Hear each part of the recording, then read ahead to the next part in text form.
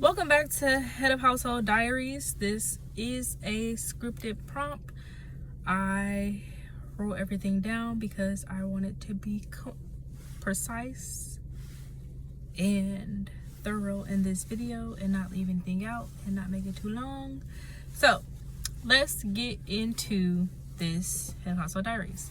This series is where I share the moments behind the budget, the life lessons, the setbacks, and the experiences that are shaping me into the woman and mother I want to become. I do have my kiddo with me. He is in the back seat, so he may be booping, bopping, laughing, talking, yapping. But we're going to continue rolling because the show don't stop. Okay? So today's conversation is probably one of the hardest videos I've had to sit down and record. On June 24th of 2026, I lost both of my jobs. Less than 30 minutes apart. Crazy.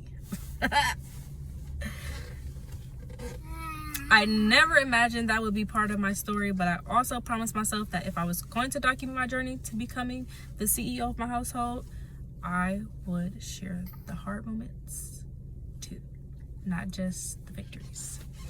So looking back, I can honestly say that this didn't happen because of one bad day.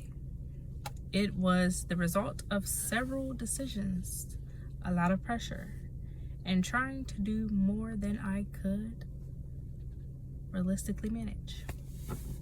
So, when I accepted my registered behavior technician position, I was also working full-time on third shift as a CNA. My plan was to work both jobs so I could save enough money to move into my own place, furnish it, and create the home I've been dreaming about for my son and me. On paper, it sounded like a great plan. But life didn't follow that plan, okay? One of the biggest challenges was child care. Now, my original understanding was that my son would be starting ABA therapy in the early June, and because ABA would cover his daytime schedule, I decided not to enroll him in daycare. Instead, I paid my grandma to watch him throughout the end of May while we waited. Unfortunately, ABA didn't start when expected. So that meant I had to keep trying to figure out childcare while juggling two full-time jobs with completely different schedules. About a week before everything happened, I was finally able to get my son into daycare almost immediately. I remember thinking, okay, I just have to make it until July 4th. If I can stay on time and keep showing up until then, everything will finally settle down, but I didn't make it.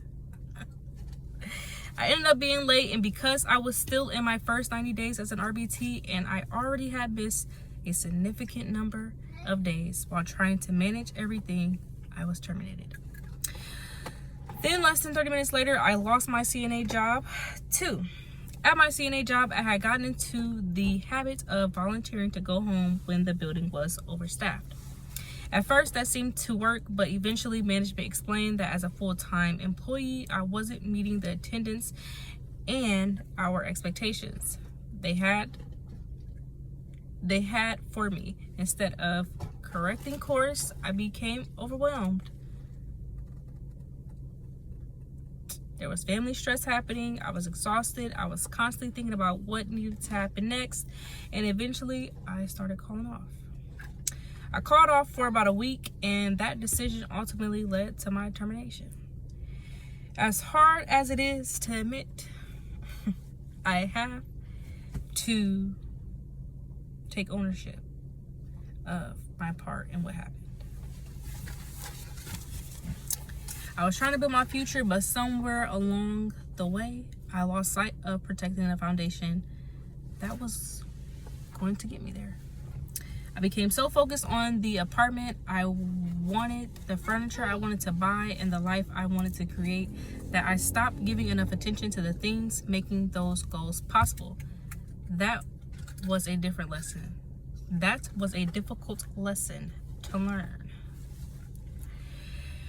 Because I already enrolled my son in daycare, I now have a balance that I'll need to pay back Thankfully, I was able to end his enrollment with the daycare, and we can move forward with ABA therapy, which is covered by his insurance. That gives me peace because I know he'll be receiving the services he needs while I focus on rebuilding. If there is one thing this experience has taught me, it's that sometimes we put so much pressure on ourselves to get ahead that we accidentally overwhelm ourselves. Wanting more is not the problem. Wanting to provide for your child isn't the problem. The problem is believing you have to accomplish everything all at once. I'm choosing not to let this chapter refine me.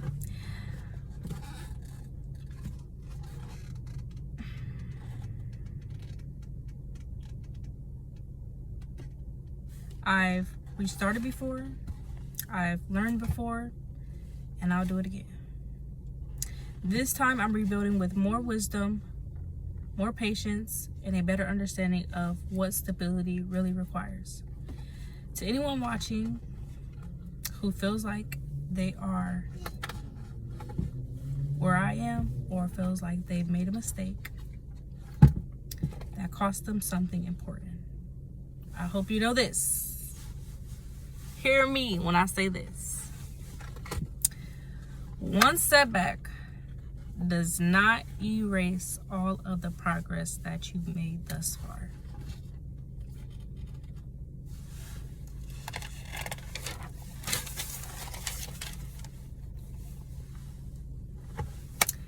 You can take accountability without giving up on yourself. And I'm gonna hold your hands. I'm holding your hands when I say this one. You can learn without living in shame. I needed y'all to hold my hands just as much as y'all needed to hold mine when I said that. You can learn without living in shame. And you can start again with more wisdom than you had before. Thank you for walking through this section of my life with me. This wasn't the video I was expecting to make, but it's an honest one and we're here. And if I'm going to keep becoming the CEO of my household, honesty has to come before perfection. I'll see you all in the next video. Remember, responsible is the new rich over here.